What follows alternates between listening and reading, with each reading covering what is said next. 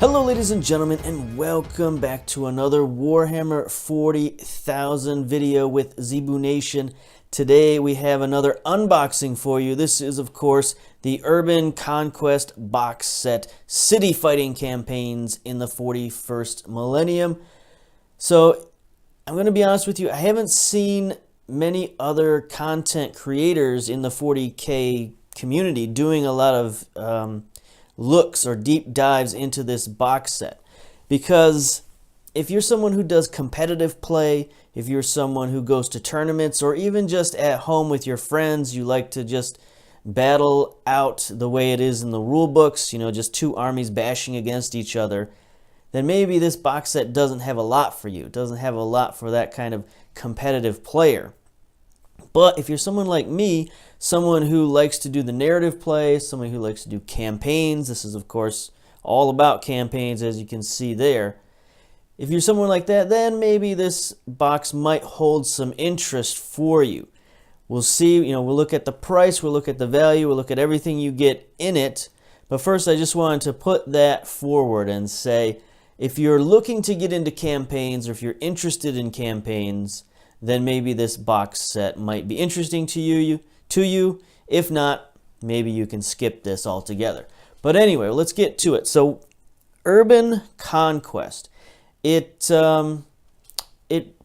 relies heavily on the Cities of Death rules that have been played throughout 40K for a few versions now, as far as I'm told. I've heard there were previous versions of the Cities of Death, but I never played any of them, obviously, because I've only really played 8th edition. But anyway, that being said, you can get those rules in other ways. You don't have to buy this box set to get those Cities of Death rules. But if you want to use those Cities of Death rules in a organized campaign type manner, then this is you know, at least something to get you started. So it is $100. 100 US dollars. I'm not sure the price in pounds, but 100 US dollars gets you this box set. And what do you get in the box set? Well, first off, you get a poster that looks very familiar to the box art. It's basically the box art without any of the writing on it. So that's fine. That's another one of these cool little posters. I've taken to framing many of these posters. I'll probably frame this one too. So, you know, just put it up in my hobby room. It's always nice. It's a nice little touch from Games Workshop. And speaking of nice little touches, they also included some bubble wrap to protect the poster from all the little spiky bits that are in the box, which, I don't know if you saw my Tooth and Claw box unboxing. The poster that came with the Tooth and Claw box got all punctured by the spiky bits. So maybe they learned their lesson. I don't know, but that's a nice little addition to what you get. Now, the real meat and potatoes of the box is, of course, the handbook that you get, the Urban Conquest City Fighting Campaigns in the 41st Millennia. And this has all sorts of rules for new war zones, new types of battles. You know, like I mentioned, it has the Cities of Death rules in it. There's a whole rules section. It has a reprint of some of the campaign stuff that comes in the main rule book, so you can get this elsewhere, but it's also all compiled here for a friendly resource. There's the Streets of Death campaigns, so it's taking advantage of the Cities of Death, but it goes over a whole new way of basically adding a strategic layer to Warhammer 40,000. Now, Warhammer 40,000 is basically a tabletop tactics game. It's all about the tactics of the little soldiers moving around the battlefield, and there's not really a lot of grand strategy involved. This brings a little bit of that to the tabletop, so it's an interesting move. It's an interesting little dynamic. If you're someone who's a fan of like 4X video games, or even some of the grand strategy games, this could you know, add a little spice to your Warhammer games. And I'm definitely one of those people, so that's why I bought the book. And we'll go into this a little bit more in detail after we look at some of the other things that come in the box. The other big selling point of the box is, of course, the sprues, the terrain. You get 4 sprues of terrain, and this terrain is actually pretty neat.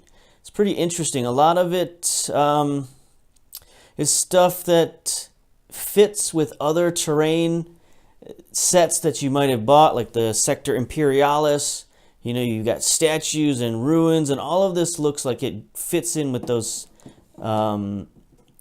other play sets pretty well.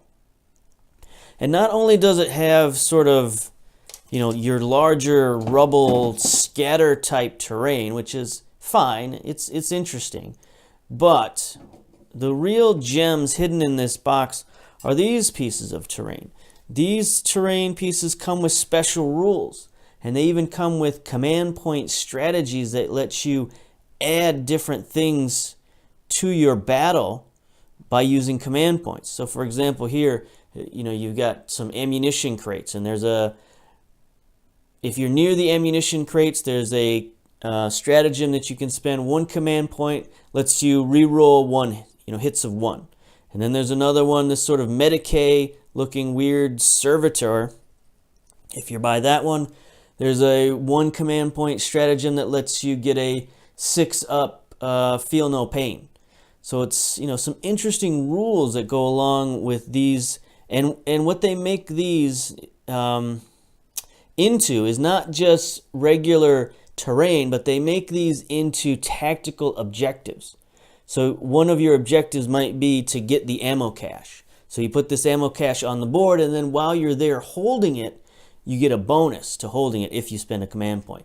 So that adds another extra little layer to the games, a little extra bonus strategy. So that's always cool. So I like this terrain. This terrain is very good. I think once it's painted up, it's going to look very good, and it's also going to be useful and helpful during your games. So that's always a double bonus.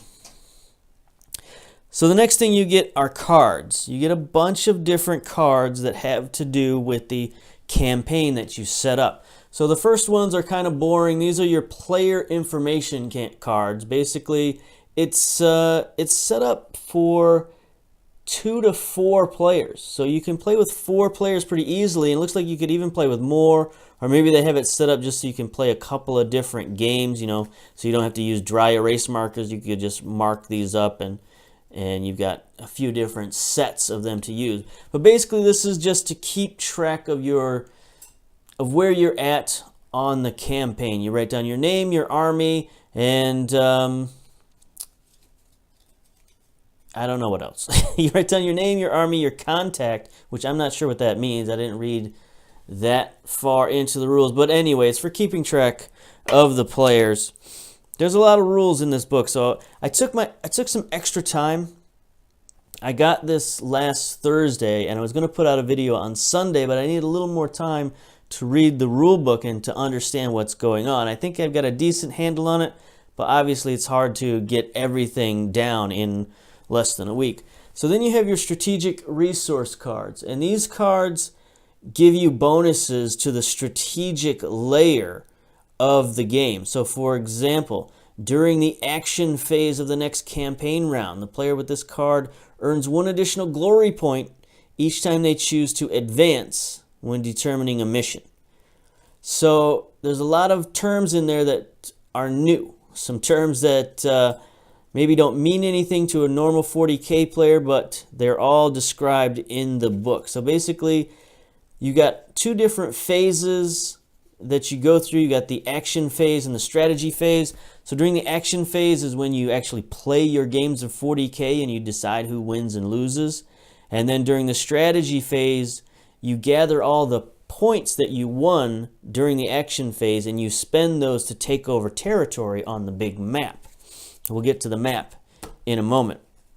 So some other cards you get there. Speaking of the map, you get these location cards. And basically you plug these location cards into the map, and they decide what sort of terrain you're going to fight on. So you've got Hab Block terrain, Basilicum terrain, Adeptus Tertius Quarter, Ministorum, Imperialis. So all the different, there's the Manufactorum, and of course the Sector Mechanicus. So all the different terrain types that they sell, You've got a bunch of different cards here, and these are what you're trying to take over when you're trying to win the game and win the strategy later. You're trying to take over these cards. Let's see. They do have a few special cards as well.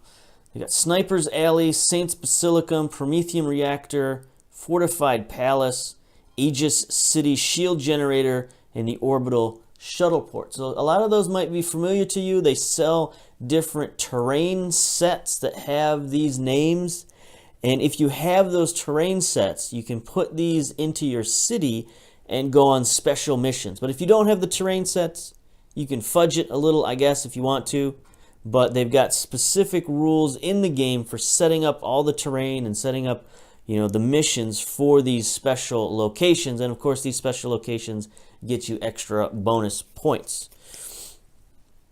Oh boy, we got more stuff here. We have the strategic goal. So there are 3 different kinds of games that you play. You'll play the Under Siege type, the Scattered Outpost type, and there's one more. I forget the other one, but I'll show you that other one in a minute because I've already stuck that to the playing board. But anyway, these are basically the overall strategic goal of each of those 3 types of games that you play. So Under Siege is basically you have one player in the middle who's the defender, and then any other players on the outside of the board as the attackers. And they've actually got a setup here in the book. Let's see if I can find it real quick so you can see a visual aid of what I'm talking about. Let me see. I probably should have bookmarked it. Here's Sniper's Alley. That's not what we're looking for. There it is. So this top one here, as you can see, campaign number 1, Under Siege. So you have the defender here in the middle, and then you have the invaders set up on the outside of the board.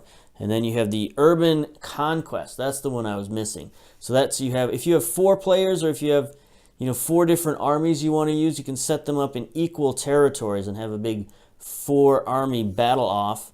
And then the final one is the Scattered Outpost, where you just have random locations around the map that your guys maybe you were dropped in, maybe it's in the middle of a war zone, something like that. Maybe the Gene Stealer cult popped up from underground and took over some buildings. You can make whatever narrative you like there. But if you want more of a randomized scattered event, then you can choose this 3rd one of Scattered Outposts. But these cards here tell you the overall goal. So one might be to hold the center position. One might be to have the largest number of connected locations as possible. So that's the regroup and consolidate one for the Scattered Outpost missions. And you can see how that might be a good goal to have in those different missions. So there we go. Let's see, what else do we have? We have random events. Got a whole stack of random events, and these basically affect the gameplay. So for example, while this random event is in play, each player starts each battle with 3 additional command points. They can only be spent on Cities of Death stratagems. So, each of these, some of them can be helpful, some of them can be harmful. Here's Dust Storms. While this is in play, both players roll a d6 at the start of the battle. Add the results together. If it's less than 7, you use the Red Dawn rules from page 65. So that's like everybody gets a -1 to shooting or whatever. I don't exactly remember what those rules are. But there you go, random events, and there's a whole bunch of them, and you can get different ones on different turns. They don't all stay the same. Is that everything? Did we go through all of the cards? I think we definitely did. Players, stratagems, resources. Okay, so now when it comes to using the cards, where do you put them? Well, you put them here on this big frickin' fold-out map. Look at this. So basically on this side, this is where you build your city, and there's specific rules on how to build it. You start from the upper left, and you're supposed to draw randomly, but I kind of like the idea of placing them in together, or at least try to make it look like some sort of a city, like have all your manufactorum blocks on one side and have all your basilicas on the other side or whatever. Just try to make it look nice. The base game rules are you choose randomly and you slot them in, and then you decide what type of game you're going to play once that's happened. And so they have different little circles on them. They've got different point values that they're worth. And this is what you fight over. You fight over the city map once it's all built and you have all the cards in there. Then here is sort of how you keep track. There's your strategic goals. There it is. Let's put it on camera. Seize the city. That's the third strategic goal that I haven't shown you. Then you can have up to 4 players slotted in here, these slots here. And then you can have up to 3 different strategic resources. And these strategic resources are interesting because as you win games and acquire points, you spend them on these strategic resources, but they're put in sort of a pot. Like you draw them out and you decide, okay, I want to spend my points on this or not. And if you don't want to spend your points on the strategic resource that you drew, you can hand it to the next person and draw another card. And then, they go around the table until everybody has bought 3 or everybody has passed. Or everybody's run out of command points, I suppose. Not command points. What do they call them? Victory points? I forget the exact terminology. But there's different points, different things that you have to keep track of. And over here is where you track your victory points. And you use that with these weird little stickers. I'm not so sure about these. I thought we were going to get tokens like in the other games. Let me unwrap these and take a look at these stickers and see if they actually work. Now, the game book says you can take these stickers out and put them back again. So here's one. So the blue skulls represent, the blue team. They've got green team. They've got each of the teams. Red, orange. So they got 5 different teams worth of little markers. And I guess you stick them on here. Let's see. Yeah. Put it somewhere the camera can see, I guess. Stick them on there. That seems to work. They seem to stick okay. And then they said you can put them back on the template. So give that a try. Put it back. Yeah, I guess it sticks. Okay. So they did beta test this after all. I was dubious, but it looks like the stickers do work. So you get stickers. Everybody loves stickers. Stickers are fun. Hooray for stickers. So there we go. That's the content of Urban Conquest. Now, is it worth $100? I don't know. I mean, it's an interesting system. It's got some neat things to it. It also seems a little limited, and I think it's a little limited by design. It's sort of like baby's first strategy game. And maybe that's what you need if you're used to just playing a tactical game. But I think if you're if you're someone who's not disinclined, I don't double negative there, but if you're someone who's inclined to make up your own rules and your own campaigns, maybe you could do that. There's enough information in some of the other supplements, especially if you bought like the Vigilus campaign book and the chapter approved. If you have both of those, I don't necessarily know that you need to spend another $100 on this just to get these campaign rules. I would say probably make up your own campaign rules using the Cities of Death rules that you can get elsewhere. Or even just make up your own Cities of Death rules using the Kill Team rules. That's, they're very much based on the Kill Team rules.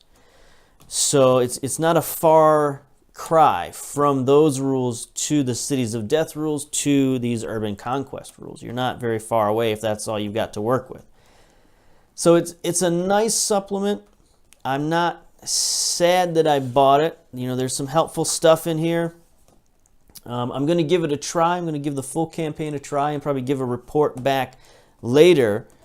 But if you're on the fence about it, I think you could spend $100 elsewhere and get some better value. So there you go. Not a glowing recommendation, But if it interests you and you got $100 to spare, go for it. It's not bad. Nothing wrong with it. It's just not essential in my opinion. And for $100, that's a big asking price for this. You know, if this was half that, I would be much more inclined to recommend. That's the word I was looking for. Recommend that you you buy it. But at $100, I think it's a bit too much for what you get here. So there you go. There's my review of Warhammer 40,000 Urban Conquest. I'll come back later with, maybe if I find some revelations in the book while I'm playing and it's like the best thing ever, I'll let you know. But until then, it is what it is. So there you go. Signing off, Zebu Nation. That's not my end thing, but that's what I'm going to do. Anyway, see you later. Bye-bye.